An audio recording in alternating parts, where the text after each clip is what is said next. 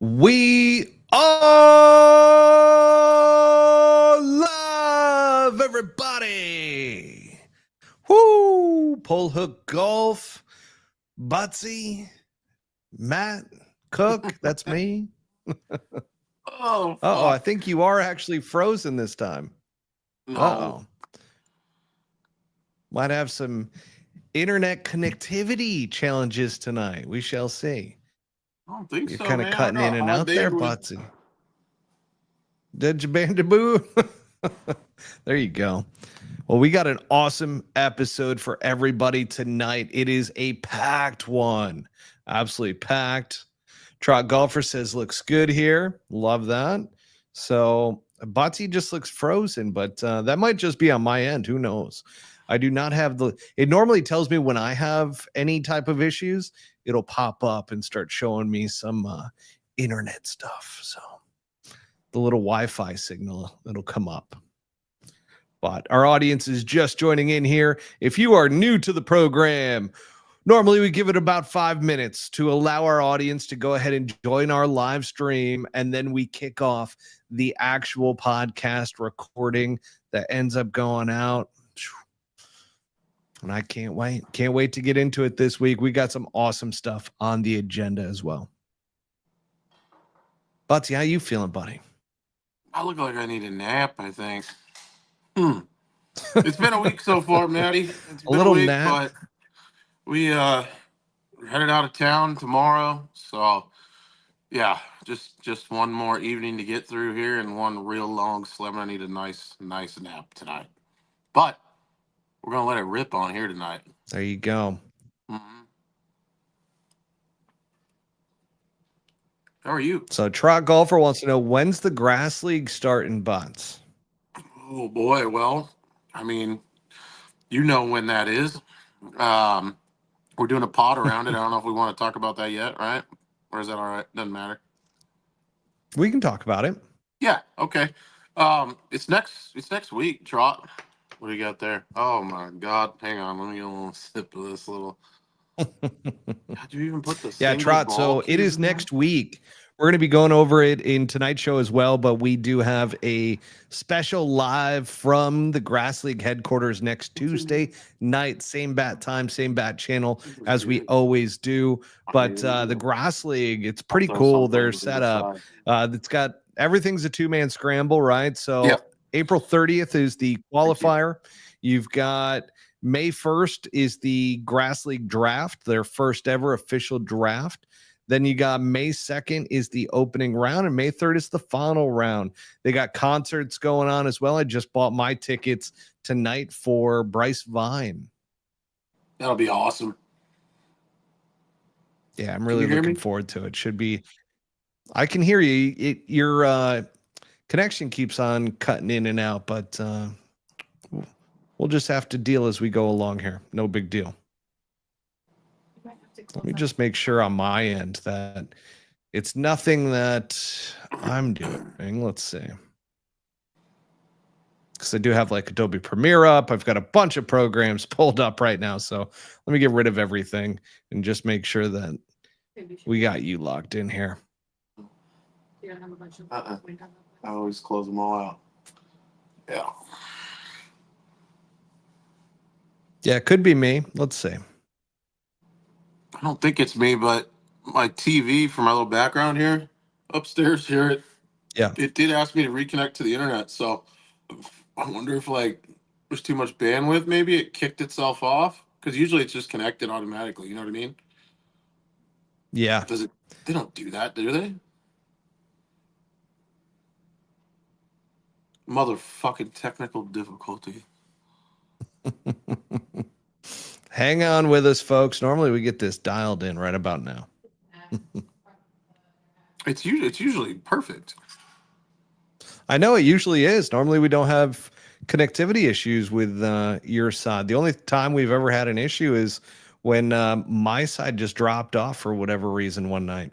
But I think otherwise we are okay. So let's go ahead and you see that? Let's get this show rolling, baby. Feeling good about it? I'm seeing that. It looks very odd, I don't even know how to describe what you were doing there. I don't know if it's appropriate, but your screen did freeze up again. I don't know what's going on there. I closed out everything on mine. Give me a moment here. Let's see something. Make sure I'm closed out everything. On you.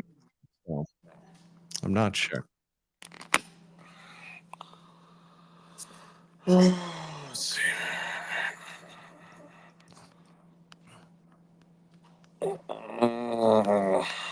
I had Farmers Only pulled up. That'll get you every time. Temu too. Fuck, don't tell people that. Now, why didn't it go back to sideways? You are sideways now. There we are. All right, beautiful. Let's go ahead and kick this off, get this episode started. So as we normally do, we count down in 3, 2, 1. Welcome back, everybody, to Pull Hook Golf, the podcast. I'm your host, Matt Cook. We've got the Buttsy with us tonight as our co-host. We've got our tour insider joining us in just a little bit, Mr. Brent Grant. We're going to be talking some PGA Tour golf because we kind of had a trifecta this last week with Harbour Town, with the Corrales Punta Cana Championship, and then the Corn Ferry Tour event as well. We're going to be talking about all of that tonight, as well as some team golf. We're getting back into some team golf action here on the Pull Hook Golf podcast. Some people might not be happy about it, but it is happening. So we will be getting into all of that in just a little bit. But before we do kind of kick things off, we do want to give a shout out to our sponsor, Devro Golf. Folks, go to devrogolf.com, utilize the promo code PullHookGolf20 at checkout for 20% off your entire order at Pullhook or at devrogolf.com. You can go to pullhookgolf.com too, check out our content, but did want to give a nice little shout out there while we can for good old Devro Golf. I'm wearing the polo tonight that came from the journey to Augusta. I got the hoodie on. And for summer, you do have the hoodie on. I love the hoodie. Yeah, the hoodies are good, man. So good. I love it. I believe so. I felt like my camera kind of cut in and out there for a second. I don't know. All right, let's keep it moving, keep it grooving. And let's start off with one of our fan favorite segments, the Tee Off Report with Buttsy. You ready for this, Buttsy? Yeah, rocket. I got some blue light here from my screen behind me. Is that okay? I feel like it's kind of nice, actually. Listen, it's just coloring up your face, makes it look real good. Okay. All right, let's start it off. Tee Off Report with Buttsy. What's the best cocktail to drink before a round of golf? Oh boy, that's there's a lot of answers to this question.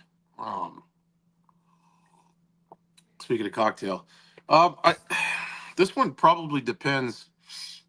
It depends on what day it is. So let's say if it's like the weekend, if it's a Saturday or a Sunday, it depends on what your night was like the previous night, and I think it also depends on a couple other variables like what time you're playing and the weather that day.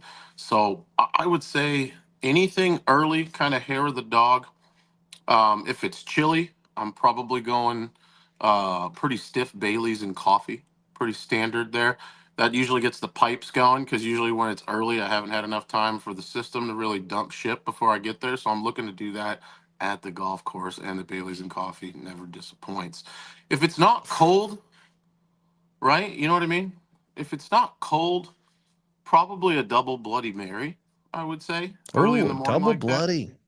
Yeah, to get it going. And then anything closer to like your brunch hour, your 10 o'clock to 1 o'clock, I'm probably grabbing, excuse me, like a double vodka and cranberry with a little splash of lime, and just kind of trying to feel like an island boy on my way to the box. Wow. Yeah. So, like I said, there's some variables in play there, but yeah. Sure That's my is. answer. You ever do a good old fashioned before a golf round? No, I don't. I have. I've definitely overindulged on whiskey on the way to the golf course or well beforehand, and those rounds turn out a little too sloppy. I'm trying to have like a nice buzz out there and have fun, and if I start off with the brown water in any fashion, including the old fashioned, I don't know. It's just a path. It's a path to a place that you really don't want to be, at least when you're trying to play some high performance golf. Love that. There you go, folks. From the expert himself, Buttsy has the pre-round drinks all figured out for you. All right, let's go ahead and bring on our guy, Mr. Brent Grant here. And let's see if I can get this right. Here we go. We're adding Mr. Brent Grant, Tour Insider, onto the stage. What's going on, buddy? Sorry, let me get outside and get that cigar lit. You're late. Oh, a little late, Had to charge the computer. Not at home, so not everything's kind of Yeah, he's on the road, huh? Playing some golf, on huh? the road. Boy, have I got some stories for you. I'm sure you do. We can't wait to hear them. How we doing? Everybody good? Yeah, man. Awesome. Feeling good. Here we go. Let's get it on, huh? Yeah. Oh, there you go. Now you're outside. He looks more That's mature, a little bit more doesn't he? natural. Doesn't he look Yeah, more he does. mature? Looks like he's gained 10 years of experience and knowledge behind him. Yeah, that is definitely a problem. It's called stress. You guys hear me all Welcome right? to adulthood. Yeah, we can hear you good. Cool. Just got these Beats Studios, and they're kind of cool. Beats by Dre. Let's go. Beats by Dre, you gotta love it. All right, let's get into our PGA Tour recap. We are starting off with our RBC Heritage at Harbour Town, and this ended up being a phenomenal follow-up to the Masters. This is a signature series event there in Harbour Town, and man, did we have a stacked leaderboard for the most part. And then we had a guy named Andrew Novak who just about took it to our guy Justin Thomas, but Justin Thomas pulls out the playoff victory, dropping the big putt. He was wearing the whoop. If you guys know what the whoop is, that gets your heart rate, actually tells you what your heart rate is at certain times. Apparently over that putt, his heart was racing 126 beats per minute. So it was definitely, yeah. I mean, I thought it was actually pretty calm. A lot of people were like, wow, that's really high. But high. Clearly under pressure, was able to knock down that putt. And man, he looked good doing it too, because Justin Thomas, when he's out there playing well, so my question to you guys to start this all off, who outside of Justin Thomas is the most exciting player to watch when their game is on? I like the chef. Good old Scotty Scheffler. No, man. Woo. Let him cook. Oh man. Tough good question. Yeah, it's tough. A lot of those guys are such robots. I mean, when their game is on, I'd say obviously, I mean, a guy like that is just so deadly, like a Justin Rose, just so methodical, so just dialed in. Everything looks like it's being done perfectly. And then when he does something worth emoting over, he actually, shows emotion and is actually a pretty fiery player. And obviously we saw that last week or 2 weeks ago, I guess, at the Masters. So almost a dark horse call there. That was crazy. You got it done. You almost Matty, nailed with your boy. You did too. You nailed it. I nailed it with Rory McIlroy. I was having some issues because that was the most I've bet on a player in quite some time. And I will tell you, the Thursday I was losing it. Just the roller coaster of emotions with the double bogeys. But back-to-back weeks, gentlemen. Back-to-back weeks. I had Justin Thomas this past week as well. So we're lighting up. That's number 4 for the year so far. So Yeah. four wins so far for your boys over here at Pull Hook Golf for picking winners. So I hope you're making money off that. Lately I have been. I stopped gambling in the beginning of the year on it, and then all of a sudden I won with Hideki at the beginning of the year. Then we ended up having I forget who the called second Rory one for the was. players. You called Rory for the players. Obviously I had Rory for the Masters, and then JT for the Harbour Town this past week. So do we even talk about the Masters anymore since Rory won it? So, I mean, it's all over, right? There's nobody that needs to be talked about, and it's done right now that he's won his Masters. It's over. There's nobody else. The Masters actually just tweeted. They're not, but the Masters just tweeted, and they have the 89th Masters in the vault now. So that means that their little video creation that they do, to where you have, I think it's like an hour-long video where it kind of summarizes the entire year. Have you guys ever gone into the vaults for the Masters app or anything like that? Mm-mm. I have. Oh, I'm telling you, you're missing out, Buttsy, because they've got Tigers 2019. They've got every single year. So you can go in, actually watch, just like, and get caught up on who won what years and what drama was going on and all that good stuff. So it's a lot of fun. And certainly I do enjoy the Masters. If I had the time, honestly, yeah. Go ahead.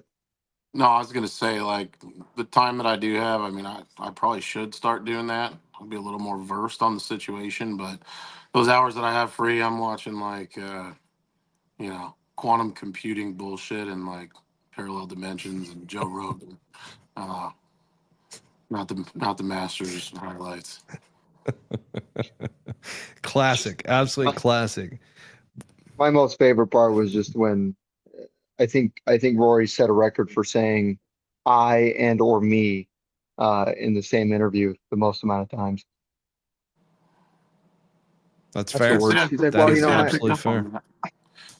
A little tough to watch. Now, as we talk about it, let's get into.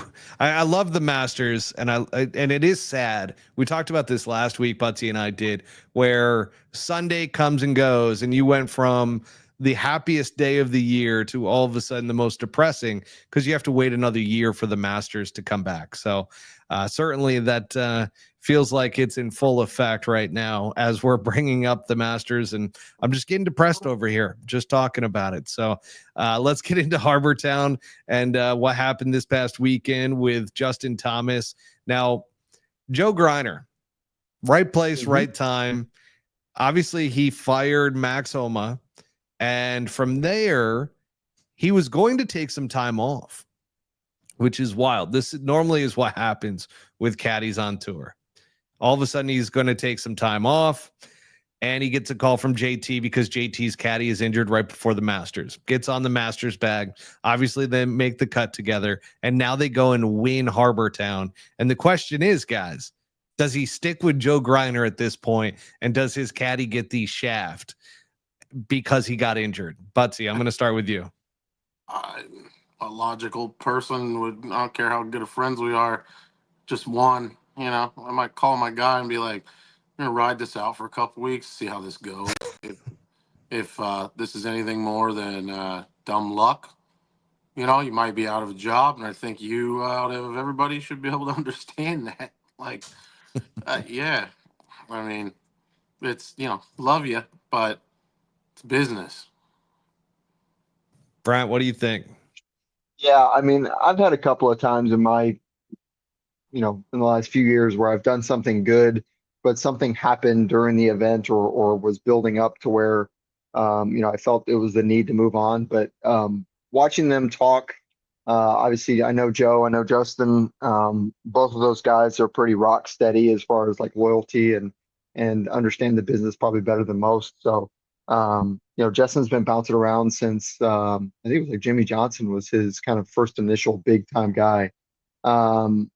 And he had Bones for a little while, but yeah, Joe's great. He's a good dude. He's a great golfer himself. So if Justin gets rid of Joe, I have to wonder where Justin's head is at. Excuse me. It's just a story as old as time, where caddies, they get injured, all of a sudden they take a week off and a guy jumps on a bag, and all of a sudden that revolving door of caddies just starts happening. And it's a cutthroat world, because as a caddy, you're a 1099 employee. You're not a W-2 waged employee by the PGA Tour. So as soon as you lose a bag, you're trying to figure out whose bag can I jump on, and your year might be entirely different based off of the first couple of weeks versus the end of the year because of whose bag you're on. So a lot of guys, when they do lose a big bag, they'll go and grab a young guy on the Corn Ferry Tour, go back and put in their dues again, and then come back up with them. I mean, there's just a lot that goes on with the caddies. It's pretty wild, the world that they live in and the uncertainty and risk that they do take on. But Justin Thomas and Joe Griner, they did look good together. I mean, they were joking around on Sunday, having a good time. And Buttsy, I'll start this one with you. Actually, I'll start this one with you. We'll kick it over to Brent afterwards, because you guys have actually done this. But how good is it to have a buddy on the bag during a pressure type of situation? Oh man, it's everything. It's a little corner of comfort in a pressure pack situation, right? I think there's like a little bubble of familiarity, and they know you, and usually they know how you operate. So just like hanging out with a buddy when he's getting pissed off on the course, just out recreationally, you can calm your buddy down most of the time. So yeah, just having that wholesome, familiarity there, I think it helps, especially at that stage. Brian, let's kick it over to you, man. I mean, you've had all different types of people on bags, so talk to us. Yeah, I mean, it's a hard balance, right? Because obviously you want to have a guy that's an amazing caddy and knows every course and knows every answer to every question and has been there, done that. And I was fortunate enough to have a couple of guys like that. But it never really felt, I haven't spent enough time. It's hard because like Justin and Joe obviously have known each other for years, and Max and Justin have played plenty of times together. But Joe's just a really likable guy, and he's, like I said, he's a really good player in his own right. And he knows what it's like to deal with somebody that is hyper emotional, but also incredibly talented. He dealt with Max for years. So, that really showed on Sunday, and I'm really impressed and really happy for both of them. But yeah, I mean, I've had my coach on the bag, and Buttsy knows how close me and my coach are. Just the idea that it's this shot, it's this club, it is, just hit it. And I've hit plenty of shots, dozens, if not hundreds of shots like that, with him on the bag, where it's just so much more calming and certain, and you're out of your own way, which is every golfer's problem, if not, oh fuck yeah, especially at the highest level, you know what I'm saying? So that's fuck yeah. Being in thy own way that's the number one thing, right? Yeah. So it's incredible. I mean, to watch golf or to watch it on Sunday and then listen to what the commentators were saying, Justin was saying about, the learning curve and whatever. And I'm sitting there going, I'm like, I don't see that like at all. And so, clearly, Justin's doing really good things with his own game and with his life, which is great. But that just shows how good of a caddy Joe is. It's unfortunate that he and Max split, but it is what it is, and it's just a part of the business. So Max should have played better. We would have never. Well, you should have stuck with Titleist. That would have been the first thing I would have told him as a good buddy, which is probably what Joe said. I mean, I would love to hear you guys' perspective on what happens when a player decides to make a huge change like that, when they see some success, and how many guys don't ever come back. I think the yoga clothing just pulled the testosterone right out of his body.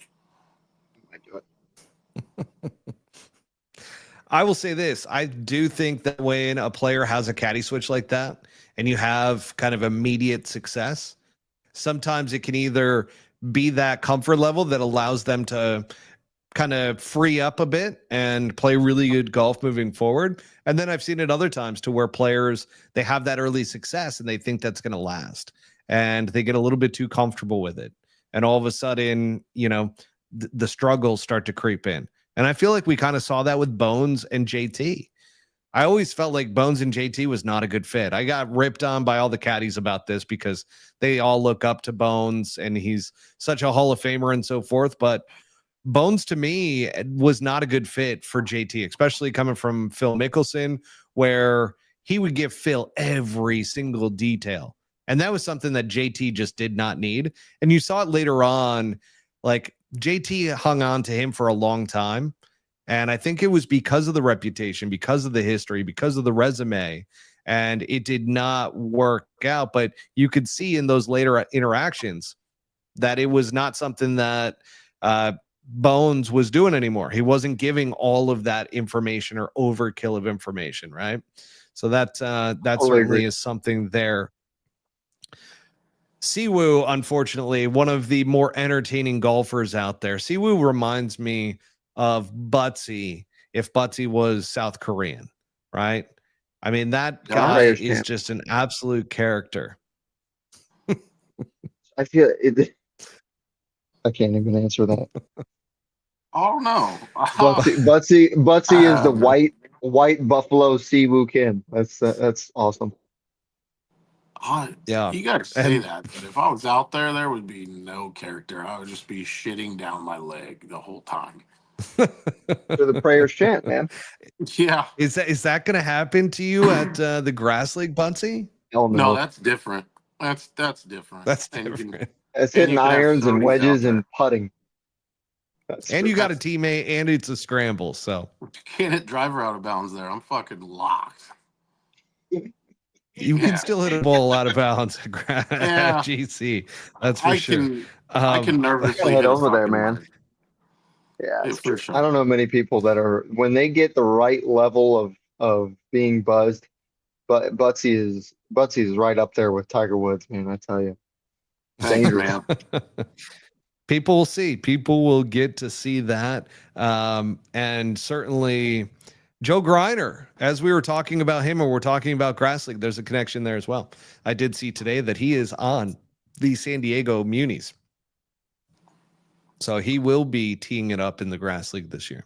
I was thinking about having my my brother, because he's going to caddy for me, right? Instead of carry a bag, it'd be funny to have him push with my clubs in it, like a recycle can. Just throw the beers in there, like yeah, just literally carry a like pull a trash can out there. As long as you have like a divider so the beer doesn't get on the bottom of your grips, you're good to go. Yeah. No, you'd have to be custom for sure. I think that there you go. You know, they make them like real, like they make them kind of golf bag size. There are like legitimate, I know. Waste receptacles. You get one. Custom. I think you need to get one. Moving right along. Moving on. So Siwoo, as I was making that reference as well, he had a terrible final round, shot a 74. He was in the lead heading into Sunday. So this kind of goes to a question that I have for you, Brent, because you've dealt with recently where you've taken time away and then all of a sudden coming back in, getting back into the flow of things where that comfortability comes back into play. Because, like, for instance, you could look at your rounds and go, man, you're right back there. Your game is there. And it's just all of a sudden there's that double bogey or there's the triple bogey. We saw this with Siwoo on Sunday. But talk to us a little bit about how challenging is it to get back into the flow state and being in tournament ready competition, right? It's different than practicing or going out playing with your buddies and so forth. Talk to us a little bit about that since you have direct experience with that. If I could add to that, after you do that, I just want to know what what hole there at Lakewood on the front nine just bashed your face in? 8. Well, it was 3 and 8, but yeah. So no, so yeah. I mean, it's tough, but I mean, honestly, what I think it comes down to, at least it does for me, is reminding myself what it takes to make a good golf swing and what it takes to hit it solid. And you know, we talk about swing thoughts, we talk about a feel, and kind of having that be your foundation of you know, and building upon that, the level of calmness and kind of certainty that, okay, this is what I got to do to hit this shot, and so on and so forth. And obviously there are days, and Rory showed it, to where, you know, he went out there and clearly wasn't thinking about what it took to hit a good putt, or what it took to necessarily hit a good wedge shot. And he was just thinking about what if this, then that, and the other thing, and it showed. And obviously, you know, he was able to come back and do just fine. But Siwoo is probably the most inconsistent player in the last 7 years. You know, I think he missed like 7 or 8 cuts before he won the Players. Before he won the Sony, he was nowhere near, nowhere near the leaderboard. And then obviously, you know, this week he kind of came out of nowhere as well. So it can happen. But for me, honestly, it just comes down to having that solid foundation. And you know, my coach and I talked about it today, and I talked about it with him after the round on Thursday last week at LECOM, when I finished with a solid 4 under and found something. And then I took it into this week in the Monday qualifier, and obviously got it done. So, you know, it's although by the skin of my teeth, but that's kind of what it is for me. And obviously it's a little bit different for everybody else, but I like to think that's kind of a overarching theme for a lot of guys. I love it. I absolutely love the insight there. I mean, that's something that you're not going to get from a lot of people that are currently in competition, ready mode, and really hitting their stride once again. And I can see that with you. Obviously, you're making the birdies, that's for sure. So now it's just putting it together and eliminating the bogeys and doubles. And man, watch out for Brent Grant. He's on the comeback trail. Love that. Any good stories there from Florida? No, Florida wasn't where the stories were. It actually happened last night at about 7:30 in the evening. Oh boy! So I get done. So the golf course is not hard. It's called Water Chase. They actually took good care of us, and it was fine. But the Byron Nelson qualifier is there next Monday, so it kind of worked out that I was there for the Corn Ferry Tour qualifier yesterday. But I got done. I was second off. I was in the lead for about 6 hours after I got done. And then at about 4:30, I knew that there was going to be a playoff. Wasn't sure if it was going to be 2 for 1 or 2 for 2 or something like that. And then when I actually got to the golf course at about 6:15, so we're talking 6 hours after I got done, it was a 4 for 1 playoff. And then by the time about 6:45 came around, it was a 6 for 1 playoff. And we teed off at about 7:30. And just a little bit of quick insight. The biggest difference between what would be considered a sharpened player of either a high-level Corn Ferry Tour player or a PGA Tour player is that on a par 5 with no wind, generally you're going to have a relatively easy birdie putt. And I watched 5 guys that all shot the same number I shot yesterday, all scramble for par on a relatively easy par 5, showing that there was a massive amount of nerves. But you know, there was a guy that hit the green in 2 and 3 putted. There was, you know, the longest guy in the group snap hooked it left and left his wedge shot way short and 3 putted. There was a guy that went long where you just can't be and was impossible pitch shot. And then the 2 guys on my right and left, one guy sculled it all the way across the green, the other guy duffed it. And so I was left with a 4-footer straight down the hill, and just got it done right then and there. So it was cashed it. So got the 6 for 1 playoff and got it all done in 1 hole. Had that been a PGA Tour qualifier, let's say myself and 4 or 5 other PGA Tour level players, we'd be moving on to the next hole with maybe 1 guy missing. But wasn't the case, and I got it done. And here we are. That had to feel pretty good.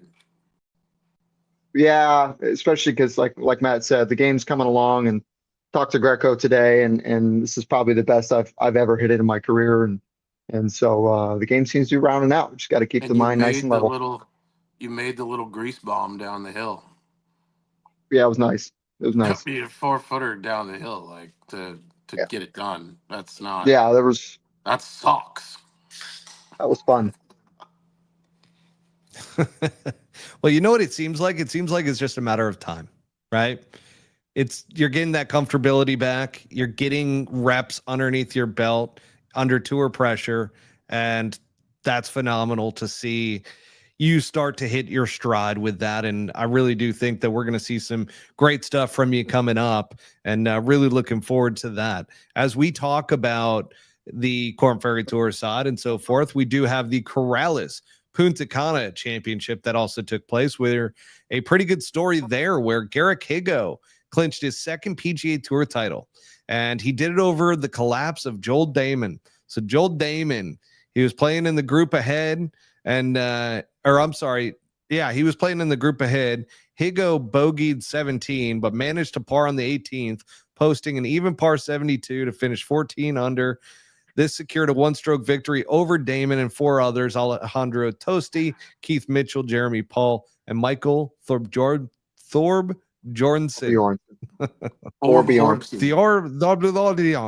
So another classic. I can't get it. Joel Damon, though, he led after each of the first 3 rounds, held a 1-shot advantage with 3 holes remaining. However, he bogeyed the final 3 holes. And did you guys see that short little tap-in putt that he missed?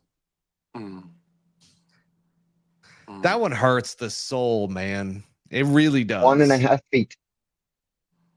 Yeah, it hurts the soul. Yeah, I'll be in there. Yeah, we've all been there. I mean, yeah. Hell, in the Monday qualifier yesterday, I missed 2 inside 3 feet just because not paying attention. But man, I don't know if you guys have noticed this, but and I love Joel. I know we all do. He's the best. But have you guys noticed with some of these guys that you don't like Joel? Okay, well then never mind. Let's see.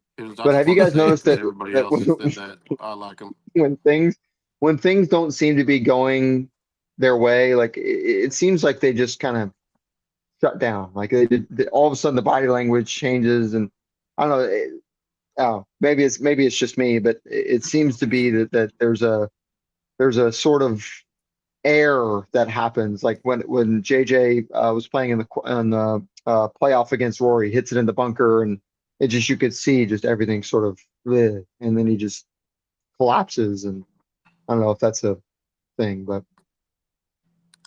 it is. I mean, it's part of the nervous system. Then when you get a little bit too nervous and so forth, that you can just shut down. And you can end up freezing up. And I mean, that's what people call deer in headlights and so forth, that, you could really, that is technically just a person's makeup. Now, can you get past that? Sure. There's all different types of techniques in order to do that. I think Joel Damon's was working on that. I don't know if he's still working on it with the sports psychiatrist or the mental health person that he was working with. I'm not quite sure what ever came of that after we saw on Full Swing that whole ordeal, and his caddy telling him, hey, you need some help, man. That's normally where that heads, but you never know. You never know. There's nothing worse than that nice, lovely little electrical storm that goes off in your brain, and then it likes to shoot a little lightning bolt down to your hands when you need it the least. Yeah. Like a 1 foot. That's exactly what it feels like, actually. Oh shit! What the hell did I just do? Yeah, it is a shock to the system. Come on, guys. It sucks because I mean we would all love to see Joel get it done. Obviously, he's a Scottsdale guy, but yeah, I mean it just revived Garrick's entire career because he was, I mean, he should have been playing on the Korn Ferry Tour that week, but it just so happens that Dominican is basically the least deep field in all of golf. Yeah, and it's pretty cool for Higo, who's 25 years old, from South Africa. Marked his first victory since the 2021 Palmetto Championship. Lost his full PGA Tour status after finishing 135th in the FedEx Cup standings in 2024. And this granted him a 2-year exemption and $720,000 to go along with it, which isn't bad. Oh, not at all. Wait, $720,000? Good Lord. Yep. By the way, the guy that won the other tournament made like, what was it, 4.3 or whatever it is? Yeah. A little bit of that's a what you different get for one of those additional events when one of the signature events is going on. Yeah. Those tournaments actually cost the tour. Go ahead. I was just going to say the 2-year exemption seems like a bigger deal to me than the 720 that he won. 100%. Yeah. I mean, those tournaments might not even be around for very much longer. They actually cost the tour $9 million a year combined for those 4 opposite field events. So for him to get it done and like I said, revitalize his entire career at 25 is it's pretty incredible. Yeah. That is pretty incredible. Let's talk about the Zurich Classic coming up this week. Do you guys like the team event on the PGA Tour? Buttsy, I'll start with you. I didn't even know it was a team event, to be honest with you. So, remember when Rory and Shane Lowry won last year? No, I probably didn't watch it because that just sounds dumb to me. So I probably didn't watch Celebrating his birthday. Yeah. Yeah, I didn't know it was a team event. So wait, what's the format? Like, kind of key me in here. I'll tell you if I think it's cool. So best ball, the first and third rounds, and alternate shot, the second and fourth rounds. No, that's stupid. That's dumb. Alternate shot's like the worst format that you could possibly play, let alone play it at that level. Alternate shot is the worst fucking game on the planet. Yeah, I'm not a fan of alternate shot. No. I don't think anybody is. Brian, what about you? You like this tournament on the PGA Tour? I enjoyed it when I played. Would have loved to have seen the weekend, but it's a good time. It's one of those events, especially with everything that's going on, where you can kind of just sit back and play with a buddy. And for the guys that get to play, it's a grand old time. They take great care of us, great sponsors, and it adds that piece of a piece of entertainment that 99% of professional golf is missing, which is the kind of level of entertainment that comes from people actually celebrating and rooting for each other rather than a bunch of robots walking around. Do they play music out there? That is an interesting take. I don't think they do. I didn't hear it last year. Say again? But the other part to this that I don't understand is the FedEx Cup points. Okay. They gave 400 FedEx Cup points for each of them for a win. And they do get a 2-year PGA Tour exemption and also entry into the PGA Championship and the remaining signature events for the remainder of the season. And this is a $9.2 million purse that the winning players, so they will each earn approximately $1.3 million. I mean, that just seems like a lot for a team event. I don't think maybe they changed it, but I thought they split everything, including the 2-year exemption. Because when Nick Hardy won it with his partner Riley, I think Davis Riley, they each got 1 year, and I think they split the 1.3 million. So maybe it changed. I don't know, but that was what it was in 23. But you might be right. I don't have for certain. I just saw that there's a 2-year PGA Tour exemption to it. Everything else is split. So like the purse, because the winning team will get 2.6 million. So that gets split amongst each player for 1.3. But yeah, so they did change it. That's still a lot to me. I mean, it's incentive. I mean, it makes it. They probably did it so the big guys show up. I mean, there's no reason why Rory should play. There's no reason why Shane should play, or Xander or Patrick or any of those guys, unless they're there to get what they believe they deserve. So yeah, I mean, mark that. FedEx Cup points. Yeah, mark that on. Yeah, the FedEx Cup points are tough. Like this kind of seems to me, and always has seemed, and you kind of alluded to it, Brent, that it's kind of one of these where guys can let their hair down and enjoy, and it's a fun event for the players. But I feel like with how many FedEx Cup points and with the amount of money, that it really is something to where they're trying to make it serious. And I don't know if you can do that with this tournament. It's a team event. I was going to say, yeah, I agree. I mean, it's just one of those things, and nobody, if that's the case, they've obviously changed it since 2023, along with I'm sure a myriad of other changes that happened kind of under the radar. But Zurich is a huge sponsor. It's one of the only ones that have kind of stuck around through all of these major changes. So clearly they're footing the bill for pretty. I mean, what is it? What did you say? 8.8 or 8.9 million dollars? No, or 9.2 million. The bill for FedEx 9.2 points, though. That's I mean, the problem. Well, but see, this is the point, right? So what ends up happening, right? So you have these great players that show up, and if Rory takes it serious, it's likely that they're going to win. I mean, Shane's a phenomenal player, can't take anything away from him. But if Rory takes it even half serious, they're going to have a chance to win. And so you just sort of see what everybody wants to see, which is the top guys, or what everybody thinks they want to see, which is the same names at the top of the leaderboard, padding their leads even more, cementing their places in the top 100. But I would love to see a dark horse come out and just absolutely dominate and come out of nowhere and kind of shake up these special events or special changes, I should say. Know who my dark horse for the week is? Sorry, Buttsy, go ahead. No. Go ahead. This is going to be a Chapel rant. So go ahead. No, I was going to go off of. So I like the Højgaard brothers. They're playing together. And I think that they've had quite the interesting year. They've made a lot, like one of the brothers, I believe it's Rasmus, has had just roller coaster rounds, making 6-7 birdies and 4 bogeys and a double. And those are the types of rounds that we see from him in particular. So I'm like, you know what? Lots of birdies and 2 brothers playing together, as long as they don't pull a Matt Fitzpatrick and Alex Fitzpatrick to where they kind of get on each other a little bit. I think the Højgaard brothers are going to play well. I'm looking forward to seeing them, actually. So go ahead, Buttsy. I'll let you get on your soapbox here. No, I'm still back to the FedEx Cup point part of it. Like, take that and make it $100 million to the winner. I don't give a fuck about that. Like, that's fine.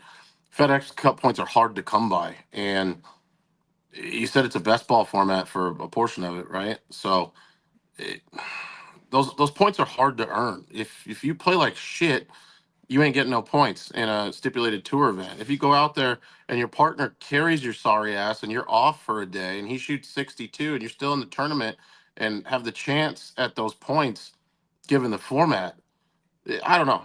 That's just horse shit. I don't think that's appropriate at all. Like, not that many points, at least. Make it half. Like, it shouldn't be up there on par with other events where a guy has to play 4 incredible rounds of golf to earn them. Yeah, that's beautifully said. I mean, it's the same thing with all these changes, right? I mean, do we adjust the mindset of the top players? Probably not. So, you just sort of placate to them and you sort of kowtow and be like, oh, you want more points, so you play in the event. Oh, okay, we give you more points. And then it just devalues, like you said, it devalues the whole thing when you sit there and you're like, oh, you're only made this change so the better guys will play. So then why do we have this event in the first place? And we don't even have like Scotty Scheffler or Justin Thomas or Jordan Spieth. Like, none of these guys are playing.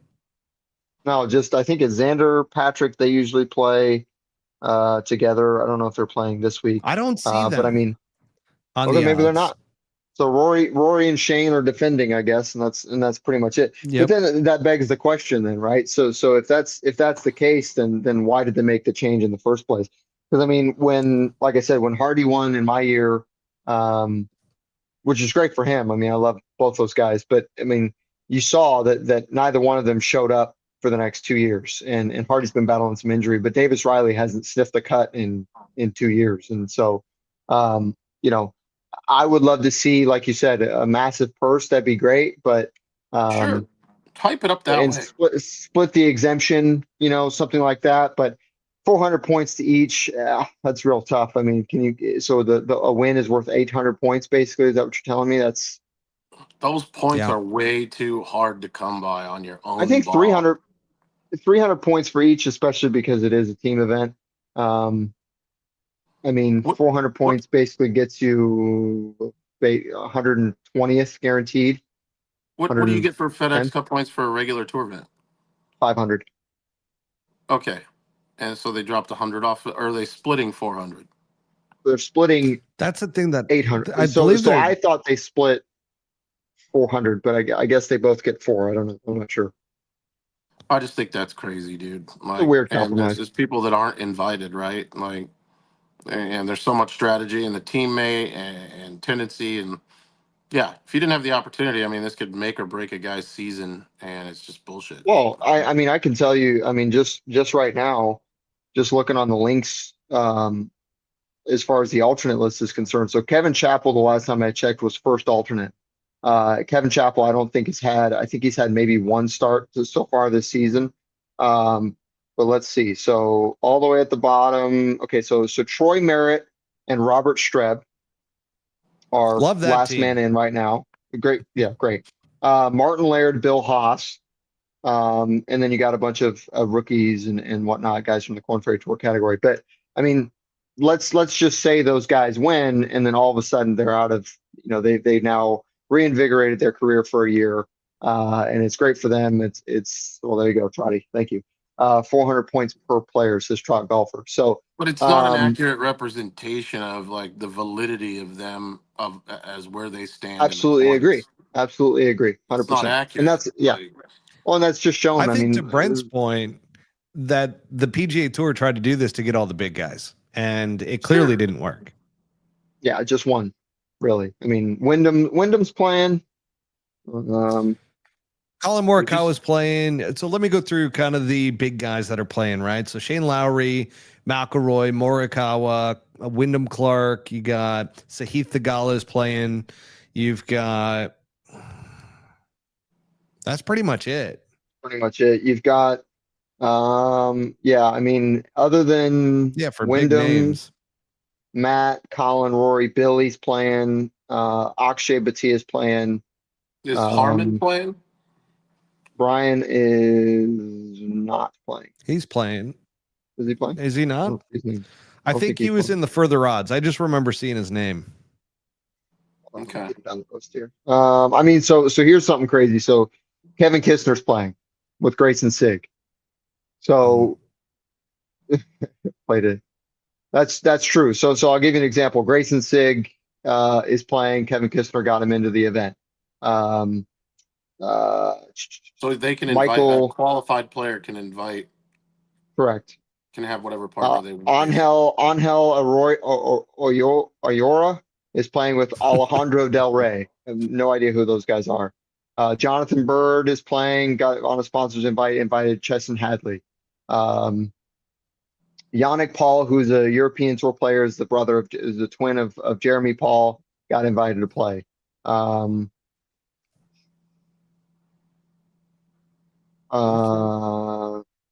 Let's see.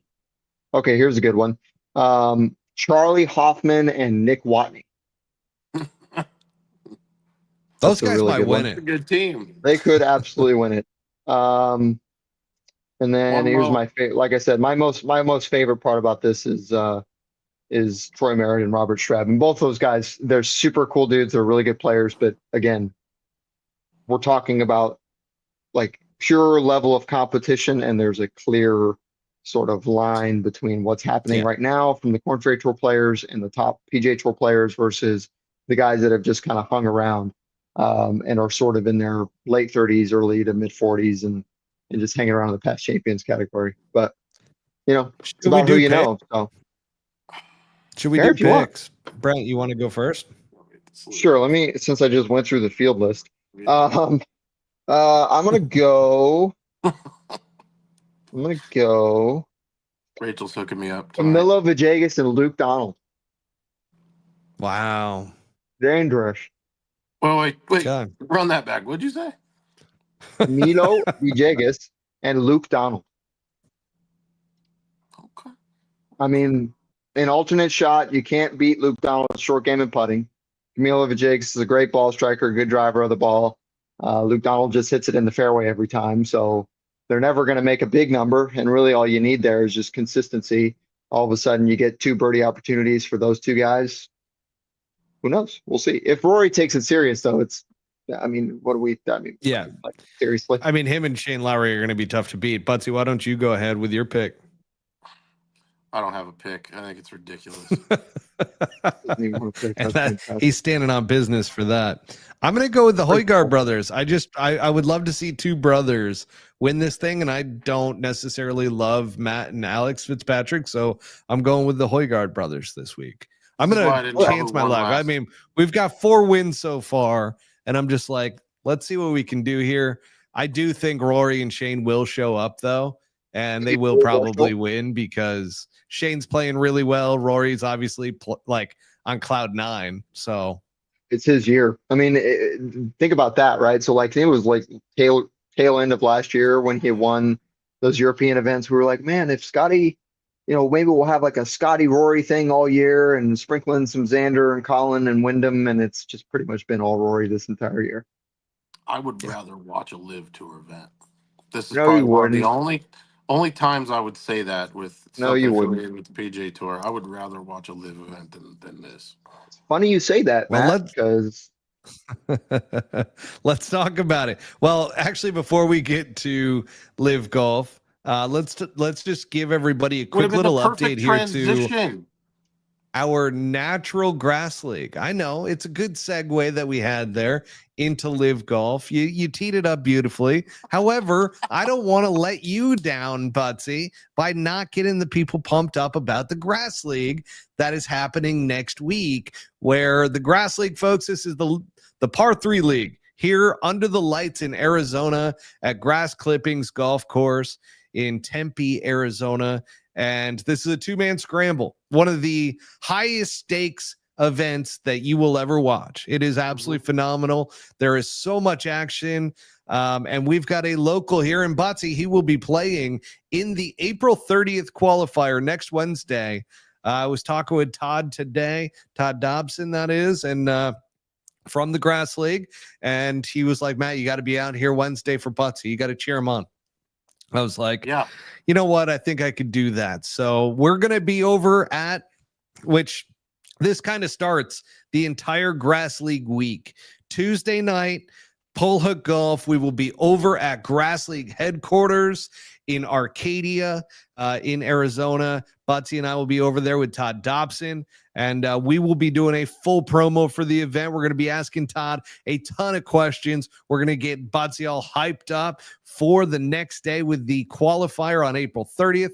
Butsy's going to be playing with Carlos Rodriguez, and then May 1st is the actual draft. So this is the first ever Grass League draft that's going to be happening, to where the teams, the franchises, actually get to pick a team from the qualifier.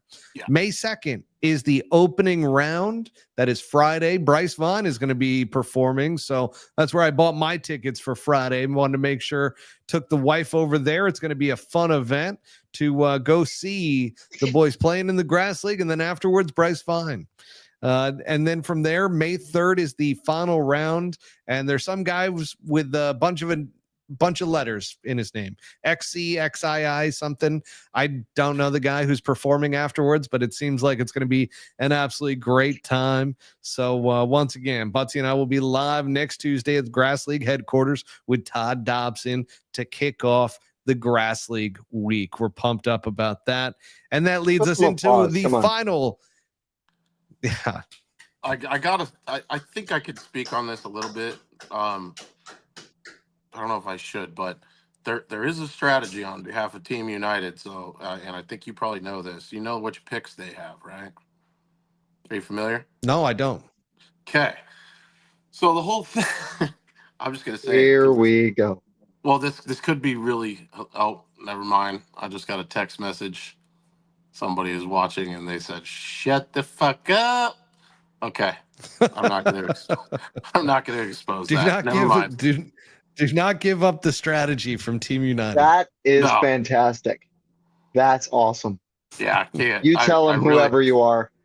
It's goddamn hilarious. We'll have to wait till after the fact to, it'll make sense then. I love it. I can't wait for it. I'm actually super pumped up about this entire thing. Me too. Really looking forward to it. We really willed it into existence with Buttsy being a part of this.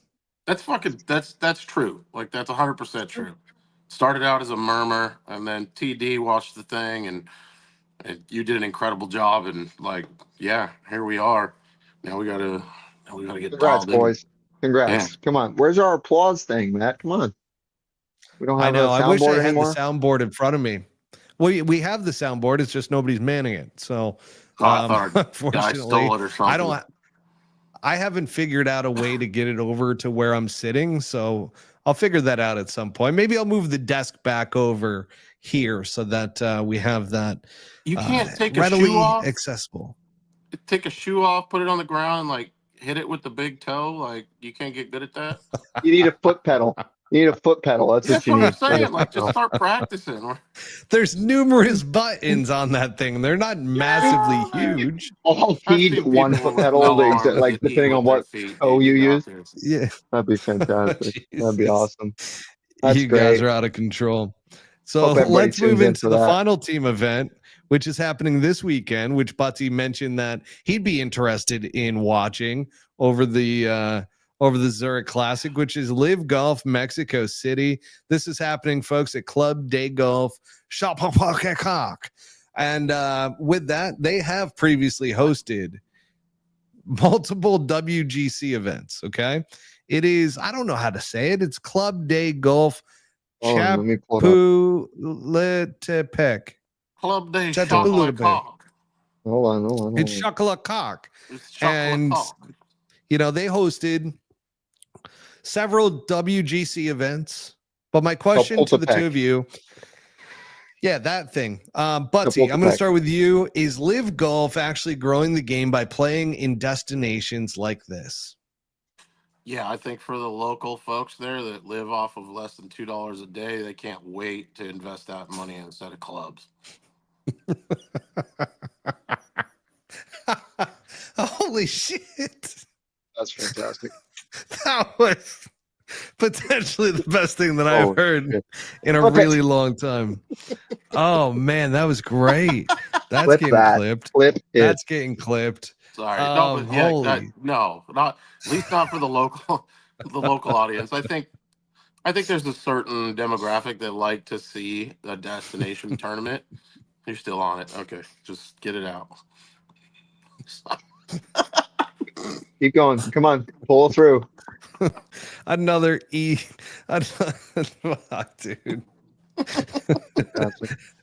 They're making $2 an hour and looking to invest a day, not an hour. Oh, $2 a day looking to invest that money right into a set of golf clubs. They are hyped. Same guy for that's LIV running Golf. the mower out there can't wait to get off work and just buy a set. Maybe save up enough money to play 9 holes once a year. Oh man, that's maybe good, dude. Maybe Kuchar's Caddie, the guy that he won the tournament with, will be there. So that's a main sponsor. Oh God, I don't even know where to take it from there. So clearly, LIV Golf is growing the game. Yeah, if that's the case. Brent, do I need to kick it over to you on that one? Those people can't afford to play video game golf, bro. Like, this is not. Yeah, I mean, honestly, fuck. Obviously, they aren't. I mean, everything you've seen with what the PGA Tour is doing, and if you spend one half round around these mini tours and realize how many great players there are and these qualifiers and these Korn Ferry events, and then realize how much it takes and the investment and all that other stuff, and how many sponsors are pulling out.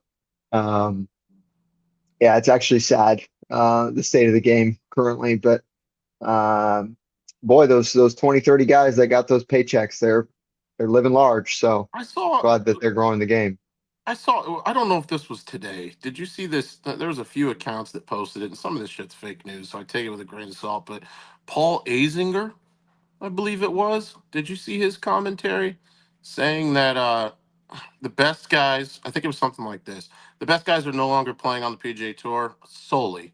There's 2 tours, and the PGA Tour is fast becoming a proving ground for the LIV Tour. And I was like, okay, I don't know about that, Paul. I mean, I don't think that's true at all. But Yeah, I yes, don't this know if was a that's quote by even. him. I don't know. Yeah, I met him. Yeah, I saw him last week. He stopped by. Uh, Super nice gentleman, but he's definitely getting on in years. But yeah, the fact that no deal has been done, they've been actively denying everything that the LIV Tour or the PIF has been putting up. There's not going to be any sort of merger anytime soon. What it is there's PGA Tour A, PGA Tour B, and PGA Tour C. PGA Tour A is way up here, and B and C are sort of somewhere down here somewhere, and that's pretty much how they want it. And But those are I not mean, proving grounds for guys to Live have Tour has a hope. nothing to do with it. That's what I said. I No, said these guys. I don't think they're not giving out money anymore like they used to. Like maybe if no. there was still a chance to sign $100 million contract, if you were one of the top guys and they begged you to come over, that was still happening. Okay, maybe that holds water. That's why I was wondering if you guys saw that quote, because that's got to be old. That's got to be like an expired quote. There's no way It anybody might can. be. Yeah, I mean, Trot Yeah, Golfer has a great quote right here. Live is where professionals go to die. I mean, that's aside pretty from Bryson. direct. I will say this now with this golf course, it is where they held WGC events. So clearly the PGA Tour through WGC was trying to grow the game of golf and so forth. But let's move on from growing the game, because I agree with both of you. I don't think it's really doing that in particular. However, one of the reasons they might have come here is because some of their guys have dominated at this golf course, like Dustin Johnson. He won it in 2017 and 2019. Phil Mickelson won it in 2018, and Patrick Reed won it in 2020. So you got a bunch of guys that have won that are currently on LIV. So it is a LIV-dominated golf course. Maybe they're hoping for a revival of Dustin Johnson. Who knows? But there's also Mexico's own in Carlos Ortiz and Abraham Answer. They're the local favorites this week. And yeah, I mean, I don't really have a question to any of that other than any interest in watching this event this week with Bryson and co. Let's back up a little. This is what I was saying when we were talking about the Zurich. After you broke down the field, 1, and the format, 2, and the bullshit points that are being given out, I'd rather watch the LIV Tour event. There you have it. Hot take right there. Brent, what about you? As long as somebody tries to pull off that bunker shot that Tiger hit that one time on a dogleg right par 4 with an 8-iron that sliced like 40 yards and then stuck in the ground and like went to like 4 feet. I We see remember some of that stuff. I might tune in, but I don't think the big cat's playing anytime soon. So I'm gonna go with a no, and I'll be a little busy, so could care less. So this is going to be, since I turned heel on LIV and gave myself a nice reprieve of having to watch LIV Golf, I'm back to, I will watch this event and I will let you guys know how it is next week. That now you sounds love good. LIV. You love LIV. it. I love LIV. Big LIV lover. Always have been. They should come out with a LIV Tour that A parallels the LIV Tour. Yeah. And it's just people that are libs. Libs. And all they do is just bitch the whole time. Don't forget the colored hair. Oh, I absolutely love it. I am curious to see the guys that played in the Masters that let's see how they perform this week in Mexico. Let's see if they dominate or if they get beat by their fellow. What ended up happening with all those guys, by the way, at the Masters? I only saw one up there. Well, there was Bryson, there was Patrick Reed. They finished in the top 10. So there was two of them. Right. Yeah. And then they did not have a great showing. So like Dustin Johnson, Brooks Koepka, Phil Mickelson, Sergio Garcia, a lot of these guys missed the cut. And so that kind of begged the question of, is it fair for fans to expect so much out of these guys? Yes. The haters on the PGA Tour side all said, hey, they got paid a shit ton of money. They should be up there, and we should expect them to be up at the top. Then you got the LIV Golf side that's like, hey, we did great, even though most of our guys didn't make the cut. You know what we didn't talk about, and maybe this is mute, but who were some of the top guys that were ranked on the PGA Tour that didn't finish well or didn't make the cut? You know what I mean? It's a fair statement. Like, how many guys on tour that were like expected to at least make the cut just fucking played like shit? Wyndham. And we realized that Wyndham is probably one of them. Tournament, and it's tough.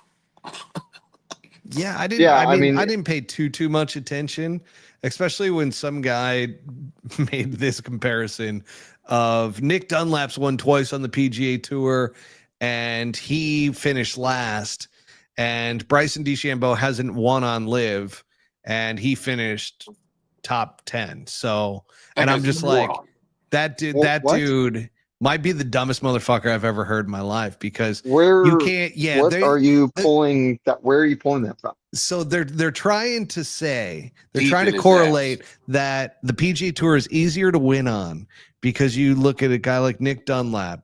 And then LIV Golf is so difficult because you look at a guy like Bryson DeChambeau, and then based off of their finishes at the Masters, has no context whatsoever about the fact that Nick Dunlap had the yips, like literally couldn't hit a drive to save his life in that first round. That's like, this goes back to my point of having an expectation of LIV players, like they should play good at this tournament. It's like, you should play good at any tournament. Should play good. Yeah, exactly. Like golf is a. Nick Dunlap's a hell of a player. Are you saying that he should probably like not exist on the PGA Tour anymore because of having the driver yips for the week, and they showed up at the worst time possible? He's the worst player ever now? No. So you can't share that same sentiment for the LIV guys. They're all pros, no matter what amount of money they took. I mean, I'm surprised that people didn't come out and just say, Bryson, this was the argument that I always thought was going to play really well throughout the first couple of years, was that, look how they performed on Sunday when they had to play a fourth round because they're so used to only playing 3 rounds. that kind of played well for Bryson at the Masters, but not Patrick Reed. Patrick Reed played well all 4 days. Yeah. I mean, I think it's a historical thing. I mean, you look at Dustin Johnson when he won. I think he won his green jacket. What was it? The COVID? Yeah, it was the COVID one. And listen, nobody's going to take away Dustin Johnson's career. I would take his in a heartbeat. Sure. And if I were him, I probably would have taken the money and said deuces to the PGA Tour as well. But at the end of the day, the guys that have played well at the Masters, like we talked about a couple of weeks ago, played well. The guys that don't, they didn't. And there wasn't any surprise from any of those guys. And as I mentioned, the fact that Wyndham didn't show up and he wasn't, chasing the lead isn't a surprise. You know why? Because he doesn't play well at the Masters. It's not it's horses for courses, thing. Right? Yeah. That's why Joaquin Niemann, everybody was so high on Joaquin Niemann that are LIV Golf fans, but they don't understand Joaquin doesn't play great at the Masters. His game isn't great for Augusta National to be consistent through all 4 days. He's not a great lag putter. That was the one thing that I saw this year. That's an awesome statement. Horses for courses. And it's proven. It's proven. Yeah, look at the last 20 years. Yeah. There's a reason that guys like don't do dick all year and they win the same tournament over and over. Or Tiger Woods. Top 5. I mean, he literally selected his schedule since 2000, and you saw he won these golf tournaments over and over and over again. That's not to say he hasn't played well on a different, on many different surfaces and so on. But it's the same thing with the British Open. It's the same thing with the U.S. Open. You have for the last 50 years guys who have won 1 or 2 or 3 U.S. Opens, but never showed up, and their career is gone. Yeah, it's not a surprising thing. this trickles down to the amateur golfer and to the regular weekend guy too. And I can even ask Matt this, like, you've played enough golf here locally. I have too. There are courses in town that I play better at day in and day out than I do other ones. Like True North beats my ass, but if I go over to fucking Lone Tree, it fits my or even harder courses for some people. I play better there for whatever fucking reason. Like it fits your eye, the greens, everything. It's just like you said, horses for courses. It fits the game.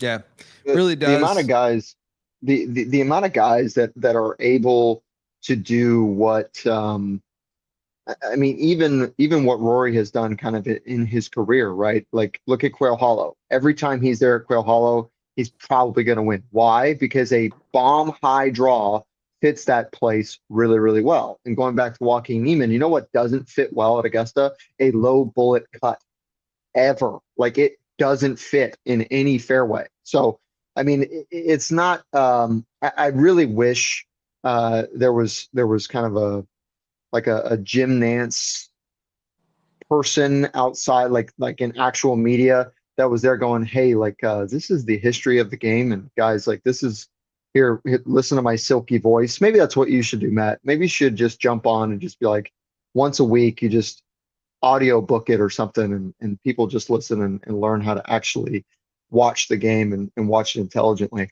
We need you out to the qualifier with the live on course audio. Seriously. 100%. 100%. Maybe we'll talk to Todd about that on Tuesday. We'll see. I'm sure he would not be. You need to do it. I mean, they have somebody emceeing, don't they? You do that, and they'd be like, "Yeah, we kind of need you here for the." Can we get Chuck off of school that day? Can we get him to carry the camera around? For sure. Yeah, that'd be great. Yeah. But there is. This is one of the interesting things too that I found with LIV Golf, and I really found it when I went heel on LIV. And by the way, folks, it was heel on LIV. Okay. Wasn't that I absolutely truly do hate LIV Golf. I don't. It's just that it was fun to play that role and to be that bad guy. Yeah, that's the heel of Buttsy right there. That is a heel. Oh, so difficult. But in interacting with some of these accounts that are like, look at the one kid who literally picked up golf like 2 years ago, can't break 80, has no idea what he's talking about, but acts like he's an expert because he's a LIV Golf lover. And it's like, God, you don't know what you don't know, man. There's too many people out there on the LIV Golf side from a fan perspective that are like hardcore fans that are like trying to battle, but just are uneducated. They don't know the game. They don't know the history. They don't know what to actually look for. And they think that their arguments are relevant and good. And they're moronic. Like they're terrible. Like the one that I told you where the guy was trying to compare Bryson to Nick Dunlap to try to show some type of connection there between the value of how difficult each league is. And it's like, there's no relevance there whatsoever. You can't compare those two. It's a terrible argument. Like you can't fight crazy. You can't fight. No, dude. Are we saying John Rahm? Right? So we're saying that because John Rahm hasn't done well on LIV, that LIV is harder than the PGA Tour. So it's like that's essentially what that is saying, right? It's not even worth like clowning the guy. He's too stupid. He's like too stupid. You're not going to get through to somebody like that. Exactly. And that's the point there, right? You can't fight with a crazy person who's they've got no idea what they're talking about. Austin Whittington here. I just couldn't imagine being a hardcore LIV fan. I couldn't either. Like that's one of the hard things. Like I tried to play neutral for so long and it just, there's one side that gets very frustrating and it's the LIV Golf side. But I do want to bring an unbiased approach to actually educating and bringing people into the fold when it comes to either side, because ultimately once they become educated, they're going to realize that there is one premier league and that's the PGA Tour. And that's not going to change.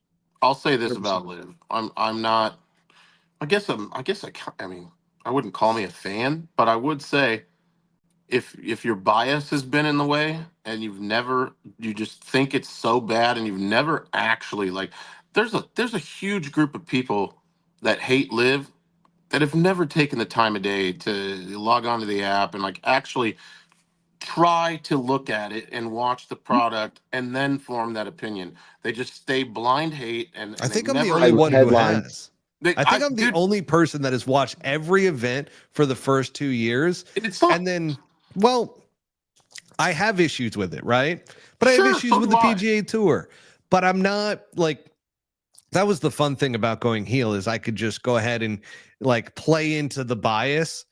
But in reality, like, I'm really good at stepping back and taking a very unbiased, neutral approach to things. And that's where one thing would live. Like, when I was actually not being heel in regards to it, like, I was saying things that, you know, could make LIV Golf better. And anyways, let's move on from that. I'm going to go down a rabbit hole. For sure. Last thing that we'll talk about tonight is the Wesley Bryant suspension that took place for him playing in the influencer event where there was $250,000 up for grabs. They were threatened with a suspension beforehand. So I spoke with one of the influencers ahead of time, and that's where I had confirmed that they were threatened with a suspension. However, apparently that kind of went away. Like, they kind of eased up on it. And then all of a sudden now we saw before the Punta Cana Corrales tournament, Wesley Bryant and his family were already out there, and he gets I have not heard. Yeah, I feel like it is it's a suspension. It didn't go away. Yes, it was a suspension. The risk of the suspension didn't go away. The meat and the potatoes of that, as I understand it, was for an influencer event, like, it went away. Like, if you are an active tour player like he is, it still very much applies to you. Right.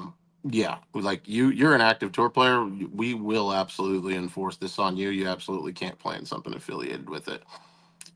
And he went ahead and did it. And he did it.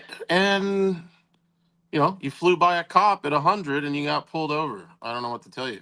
Like, yeah, 100%. I mean, there were enough. So there are probably 3 or 4 guys that are really, really close to them, and close to the whole Brian Bros thing, that play on the Korn Ferry Tour pretty regularly. And they all said, well, did you see this? And I asked, I said, so what really happened? And basically, like you said, Matt, it was, hey, you probably don't want to do this. And that, by the way, that's on every single level, whether it be certain things that people take supplement wise, or you probably shouldn't do this. That's the just the blanket term that you get when you ask a question from the tour that may or may not be on the line, as far as, breaking the rules. And then they get back to you pretty quick. Pretty quick. And it just so happens that he was in Dominican, and so they took the opportunity to make an example of him. But I don't think he cared, and I think Wesley has continued to show that he has a pretty high level of contentment with regards to the PGA Tour and their decisions, and he is more focused on YouTube golf because it makes him more money.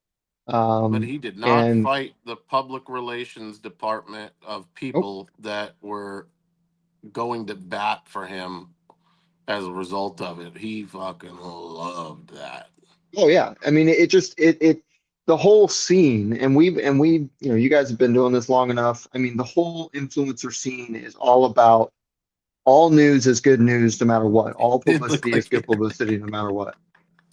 Yeah, he probably did. I mean, honestly, the DR is great. I mean, it's a great event to play in, but if you're just cruising down there, especially if you're like me and you like to smoke cigars, I mean, just go have a blast. The question is how long is this suspension gonna hold up? And that's the word that I'm looking for. I'm looking for the word. It is not undetermined. It's not undefined. What the hell is it called when it is ongoing? What the hell is that? Indefinitely. Indefinitely. There we go. Which every single LIV individual, right, is under suspension indefinitely, right? So we don't know how long it's going to last. It's not like the back in the days with Brooks and Dustin when they got an injury and it happened to be for exactly 2 weeks or 2 months, So even though the injury happened 2 seconds ago. This is the second part to this whole story that kind of gets, you throw some dirt into an open wound. Grant Horvath gets an invite the same week into a PGA Tour event, the Barracuda. And so, well, he's an independent contractor. He can do whatever the fuck he wants. He's also He never is signed not that PGA Tour contract, right? correct. Yeah. Correct. But the moment that he signs, all you do is click yes when you go to register. The moment he does that, guess what he cannot do that week? He cannot film anything and put it up on his own YouTube. So everything is going to be the PGA Tour's approval. Yeah, that would be a pretty good trade-off for a tour start. I'd do that probably. But it just shows you, right? So is the PGA Tour really against the LIV, or is it okay, we're only against it when it costs us, right? If we have an opportunity to benefit from it, right? Because I mean, Grant was with Tiger just a couple months ago, and he's kind of bouncing back and forth between the two organizations and using as much clout from those interactions as he possibly can. And I mean, good for Grant. Do I believe that he belongs anywhere near a tour event? No. I've never even heard of him necessarily breaking par in an actual event. So it's just business. There are man. 100 guys. Yeah, 100%. There are 100 guys that could take his spot and actually play well. The PGA Tour not allowing its likeness and the extension of its likeness being the players that are active with them to represent a competitor, that makes sense to me. That makes sense. Like, that makes sense. 100%. Grant is not that. Grant's not an active tour member. He has nothing to do with the PGA Tour, and having him in to pump up content to get that following to hop on there and to pump up what they're doing, like, that makes sense. That is not the same as Wesley Braun, or that's just not the same deal. It's just not. From a business perspective, like, it just doesn't make any sense to fight that argument. It's stupid. That's what's pretty interesting about all of this to me, is that you've got, like, when this all went down with the influencers and LIV Golf, I don't know if you guys recall this, but I posted something on Twitter to where I said, I wonder how the PGA Tour is going to feel about this. They're probably going to be a little spurned by the entire thing. And then I came to learn that the creators, that group that the PGA Tour put together with Paige Sporanic, Bob Does Sports, Barstool, so on and so forth, they don't get any compensation out of that whatsoever as influencers. No. So then all of a sudden I'm like, well, you can't really, like, go after the influencers. And sure enough, who'd they go after? Wesley Bryan. I was not surprised. I wasn't even, like, I was indifferent on the whole entire thing. Like, one, I wasn't surprised. Two, I knew that the PGA Tour was going to do something, because that really chapped their ass when they saw those guys go over there and do everything, and they were going to take it out on somebody. And Wesley Bryan just happened to be the one that they felt like they could do that too and have it actually hurt. Because, like, if somebody sent to Fat Perez a suspension letter, right? He's probably never playing in a PGA Tour event. You send it over to one of the Barstool guys. Like, that's probably never going to happen. There's no gravity. There's none. Where Wesley Bryan, that held some gravity, and it got headlines. It should. No, he's a member of the PGA Tour. He's a part of their organization. He is part of their business model. And I mean, I don't know why that's so hard for people to understand. I think it comes down to the same argument that a couple of the guys had when they decided to sue the tour a few years ago, and it just, this idea that the whole image and likeness thing is somehow as if it's surprising that the PGA Tour is going to protect itself. We literally can't. I mean, they asked Bryson during COVID. Actually, they told him during COVID to take down his YouTube page, and it wasn't until he split from the tour indefinitely that he was able to create the channel that he was able to create and basically become the world's #1 YouTube golfer and YouTube influencer. So Yeah, I mean it's frustrating. Obviously, every single one of us that have to essentially become an influencer in order to make any money, pretty frustrated because we can't use any of the footage that we get while we're literally doing what we do for a living, even though we're independent contractors. Yeah, well, Brent, did you hear that LIV Golf is so a lot of guys misinterpreted the LIV Golf side and their contracts where I came out with it and I stated that on Twitter that Bryson was battling with Piff over that entire ordeal because LIV thinks that they own the rights to those YouTube channels. Phil's, his, and Mr. Short Game came out just last month and reconfirmed the fact that those guys are in battles with LIV Golf right now, where LIV Golf believes that they own those YouTube channels. And Mr. Short Game? How much? Mr. Short Game's big YouTuber. How much do you want to bet that there are stipulations to Grant accepting that also involve some sort of a takeover or whatever, or use of his YouTube channel and his following for that week as part of that deal? Like, they're not doing it just to have him play in hopes that they watch. I'm sure they're smarter than that. Like, there has to be something going on where there's at least parameters as to what you're going to put up, like what you're going to, you know what I mean? What you're going to show. There's rules. I'm sure I'm like Brent said, he can't film that week, but I bet they want him to film that week just with rules. Yeah, he can't. So on his individual, so he can't walk around, right, and say, here we are at the, Reno Tahoe Open, Barracuda or whatever, here's the first tee or whatever, and then post it and have the PGA Tour not be involved at all. So he can do that in a practice round, right? So even that's questionable. Because Andrew Putnam does it. So he does, but so the reason is, so he tags the PGA Tour, and what ends up happening is it goes under review, and then they go, okay, yeah, this is fine. So if it were to happen and they say, hey, you know what, this was not what we wanted you to show, yada yada. In other words, it's the same thing with Wesley Bryan, right? So like it's okay, maybe it's not okay. We'll decide later. And it just so happens that in this case, he's playing in an opposite field event. He's going to be the most watched player there, even though, again, I mean, he's going to shoot God knows how much. And it's the Barracuda, so it's going to be in Stableford. So you won't even really realize how bad he's playing. Or over under, he'll score, I mean, maybe 10 to 15 points in 2 rounds. Which, by the way, all of a sudden you say that instead of 78. Like, exactly. It's a big difference, 100%. Right? So, well, I mean, in the media world, I mean, how many times do you see this where these guys, they're like, oh yeah, you know what, we'll in the business world in general, we'll put, our morals and our values here, and what we've been standing for, putting Saudi Arabia on up against the wall for 9/11 and all the BS news that the Golf Channel put out during the whole fight.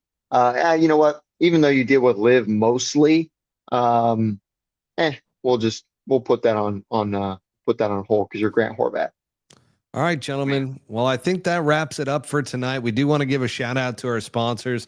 Good old Devereux Golf. Go to DEVEREUX golf.com. Utilize the promo code PullHookGolf20 at checkout for 20% off your entire order at DevereuxGolf.com. Next week, we will be coming from Grass League headquarters. We'll have special guest Todd Dobson on. Brent, we hope you play great this week. Obviously, getting in with the Monday Q. We are absolutely pumped for you, man. Definitely see you trending in the right direction. It's only a matter of time, my friend. So looking forward to some great results. Keep your head in the game. And Buttsy, I will be seeing you soon, buddy. And we've got the Grass League next week. We'll see you, everybody. Same bad time, same bad channel. Peace out. A-Town.